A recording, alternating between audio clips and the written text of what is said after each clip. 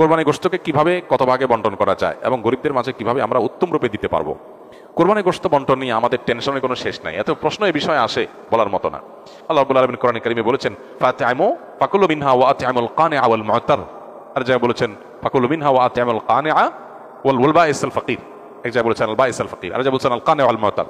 সর্বসাকুল্যে তিনটা শ্রেণী এখান থেকে পাওয়া যায়। নাম্বার 1, নিজের জন্য একটা অংশ রাখা, নিজের পরিবারের জন্য। আরেকটা অংশ হলো দরিদ্র অসহায় গরিব মানুষদেরকে, ফকিরদেরকে।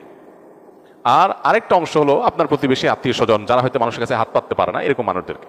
3 ভাগে 3টা ভাগ করে আপনি কোরবানি পশু বন্টন করবেন। হুবহু 3 ভাগ নাও, একটু কম বেশি হলো, নিজে একটু কম রেখে বেশি দিলেন বা একটু বেশি রেখে কম দিলেন, তাতে কোরবানির অসুবিধা হবে না। কোরবানি গোশতকে 3 ভাগে ভাগ করা মুস্তাহাব বা উত্তম।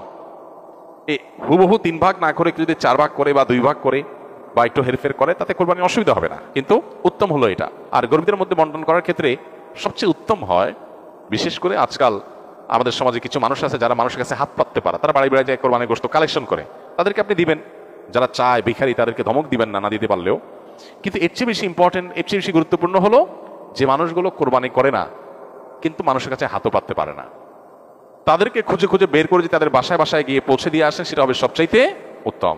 শহরে গ্রামে বিভিন্ন ক্ষেত্রে এরকম মানুষ পাবেন, সম্ভ্রান্ত, খুব লাজুক, খুব ভদ্র ফ্যামিলি, তারা কষ্টে আছেন। বিশেষ করে অনেক মানুষ দেখতে মনে হচ্ছে ফিটফাট ভালোই আছে, কিন্তু অনেকদিন চাকরি নাই, বেচারার ব্যবসা বাণিজ্য নাই, আয় ইনকাম নাই। এই মানুষগুলোকে খুঁজে খুঁজে তাদের বাসা বাসায় গোশত পৌঁছানো, এটা হলো সবচেয়ে জরুরি কাজ। এই জন্য এই কাজটা আমরা কোরবানিতে খুব বিশেষভাবে খেয়াল করবো, চেষ্টা করবো ইনশাআল্লাহ।